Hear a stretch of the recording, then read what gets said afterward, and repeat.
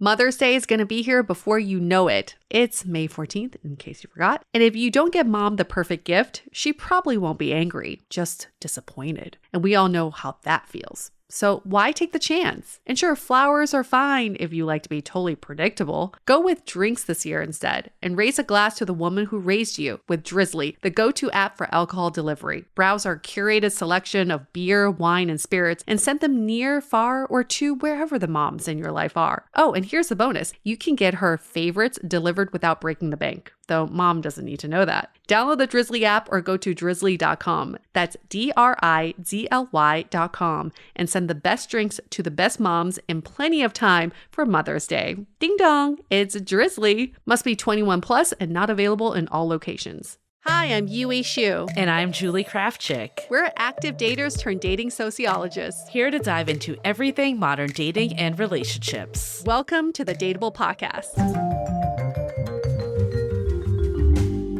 Hi, everyone. Welcome back as we answer your burning questions. Consider us your dating doctors.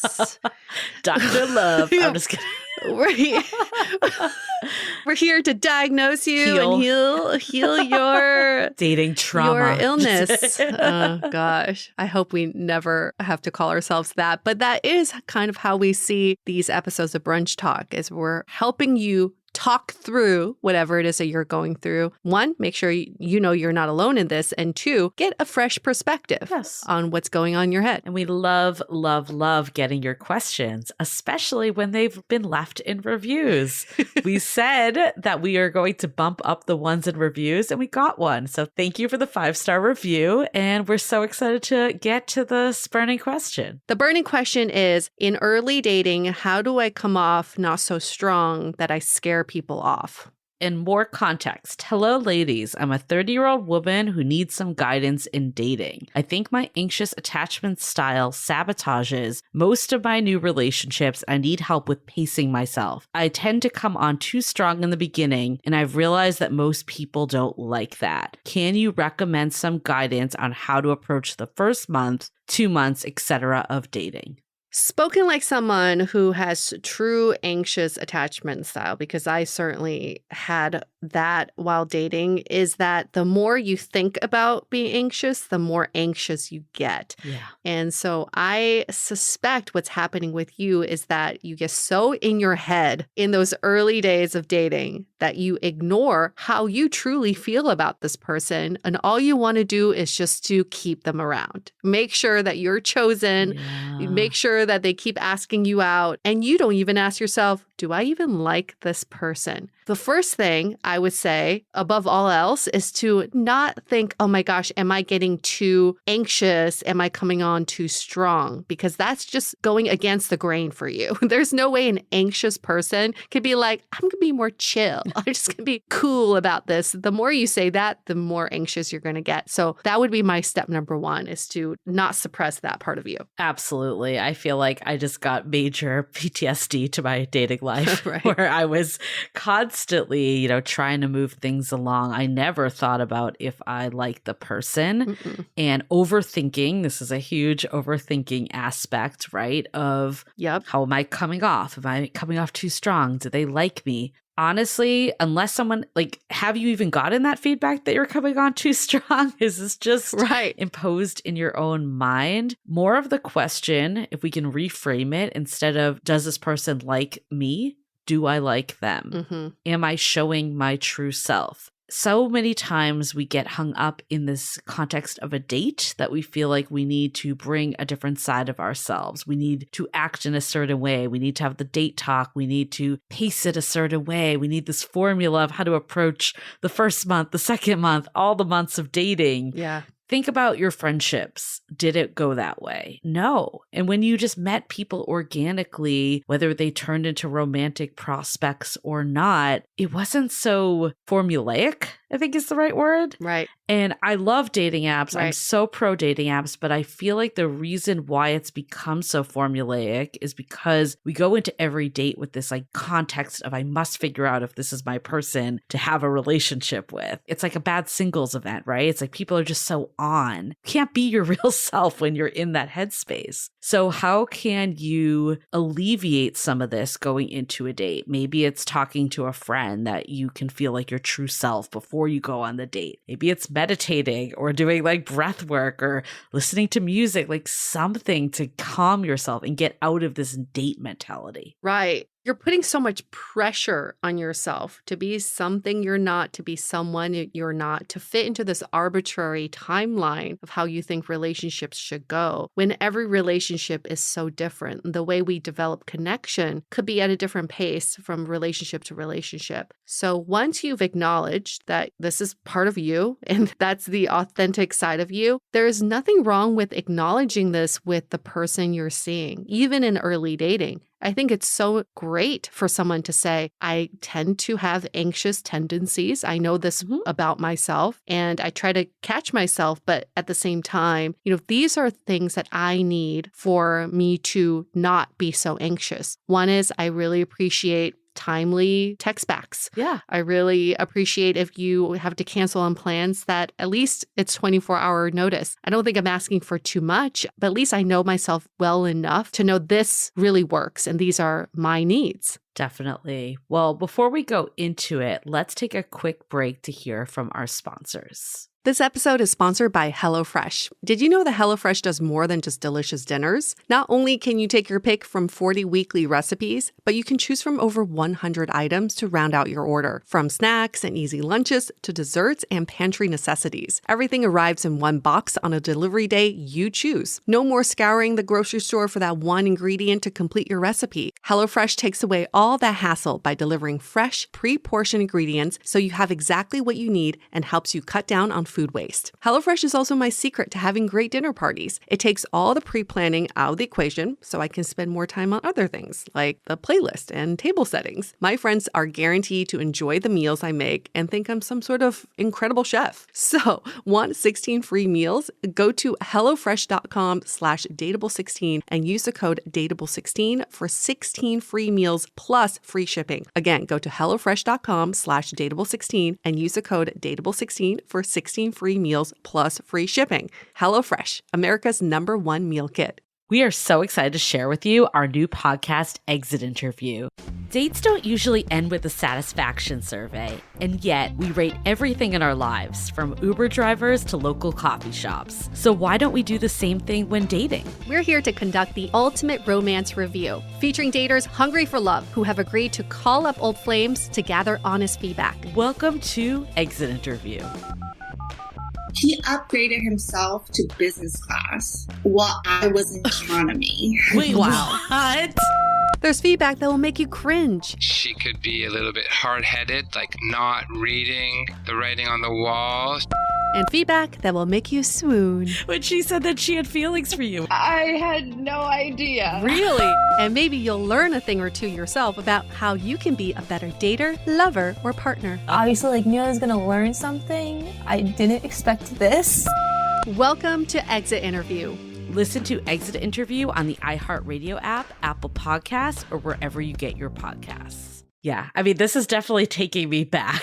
I can feel 10 years ago, Julie. Actually, I would say all the way to maybe 5 years ago. I had a solid chunk of time that this was my mentality. Absolutely. So I feel the pain and feel like we're always looking for this like silver bullet of how to date. Mm-hmm. And I know like when I first started dating, I felt like I didn't have as much experience maybe as other friends of mine. So I felt like I was at like a deficit, that I needed to learn all the things. And that's what brought me to all the dating books. And some of them were quite terrible. Most of them. When I look back on it, like The Rules, Why Men Love Bitches, all of those. Oh my God. But the real purpose for it was to find that formula. And I think the quicker we can realize that there is no formula and you need to just like moving to that sense over thinking, that was a huge shift for me. Like getting out of my head and just being like, how do I feel around this person? How does my body feel? Do I feel at ease? Like not just, oh, how do I feel? Like I feel the butterflies, but do I feel like myself? Do I feel good in this person's presence? That's how you can really start to like shift out of this. Like what expectation does this person have for me? Right. Yeah. And then you start spiraling when you start doing all the guesswork, trying to be a psychic, try to read their mind, try to read the situation, when all you can really do is think, what do I have control over? I don't have control over what this person's thinking, what's going to happen tomorrow. I only have control over what I can do, how I can react, and what I can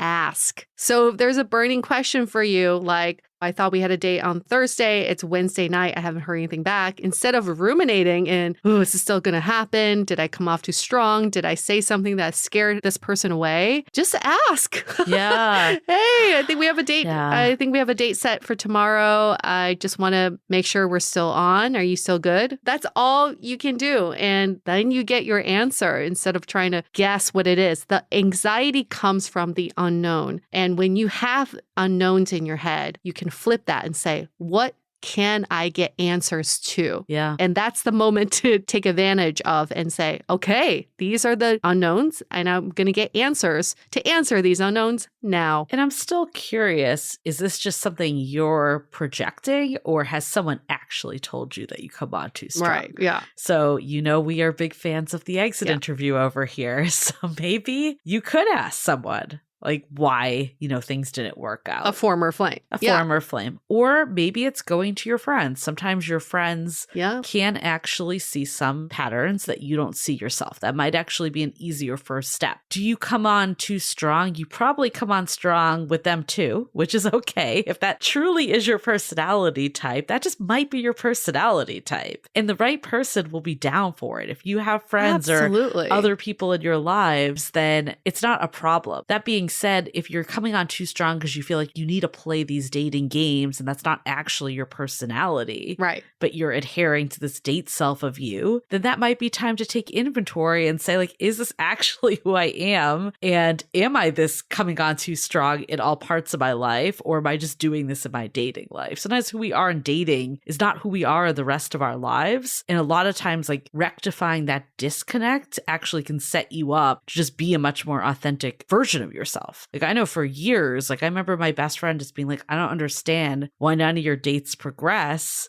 You're a social person. And it's because I had this like whole other persona that I was bringing. Right. That wasn't actually me. And then when I lost it, one, it was so much easier because I didn't have to put on a front. And then people actually were attracted to me because I was who I was. People can feel when you're doing something that's not authentic to you. What's that cheesy line? You can only be you because everybody else is taken. Yeah. That's really it. I like this. As cheesy as that is, you have to stay true to yourself. And when you make statements like, I come on too strong, I scare people off, that is such a relative, subjective statement. What's someone to say you come on too strong? What is that in comparison to? Or is that a limiting belief that you have? Like Julie said, the right person will be at the same pacing as you and want to go at that pace. And if someone says, whoa, you're moving too fast, you're coming on too strong, like that person's not ready for you. Yeah. Like, get the fuck out. Like, that's not a right fit for you. We experienced this, Julie, in the exit interview. We had Tia, who was our resident cool girl syndrome.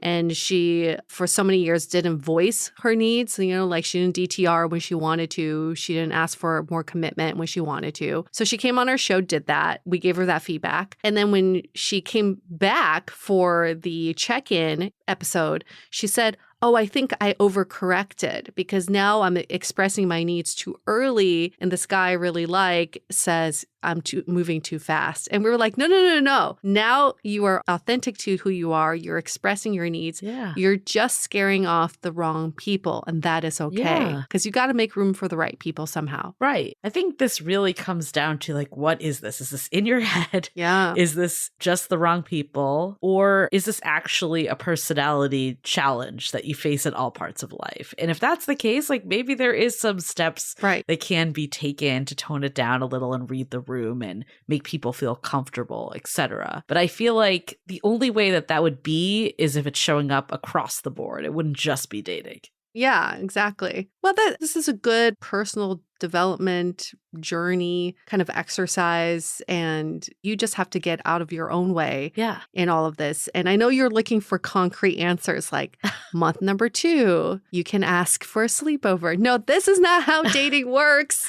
There is no timeline to follow. We cannot tell you if you do A, B, and C, you're going to find the love of your life. So much of dating is trial and error, and so much of it is messy. Yeah. And that's what makes it beautiful. So just kind of thrive in the mess of it, in the unknown, rather than asking for these answers that do not exist. And it's creating it with the person. Yeah. I remember like with my current partner, we saw each other a lot. Like it was like multiple times in the week. And me a few years ago would have been scared off by that. Or me that wasn't into someone would have been scared off by that. But I was down because I was 1, ready to be in a place that I shared my life with someone, and 2, I enjoyed being with my partner. So much of it is how do you figure out what works for the two of you, and also staying true to what you want. If you're the type of person that wants to see someone multiple times a week, maybe at the very beginning, if they're not there yet, you can be, adhering to that, because that's a conversation you're having to figure out both of your comfort level. But if it gets down the line and a couple months in, they only want to see you once a week and you want someone that you're spending the whole weekend with, then you're probably just not at the same place of what you're actually looking for. But these are all conversations. What's right for one couple is not for another. It's just not so black and white. So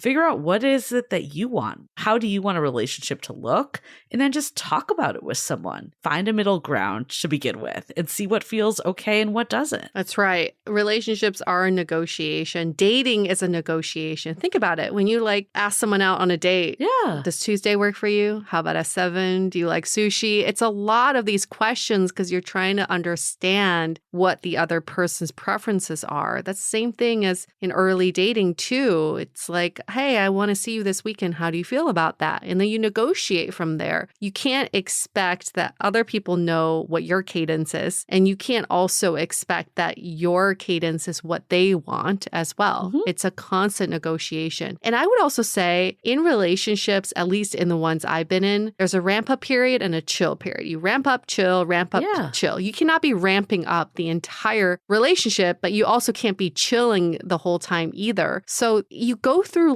these evolutions in a relationship. And as long as you're both paced right, you're aligned on your pacing. It doesn't matter what's moving fast or what's moving slow. If you're moving at the same speed, it's all the same. Yeah, I have a comment on that. But before, I'm not sure how I feel about relationships are negotiation. I know it's a very common saying.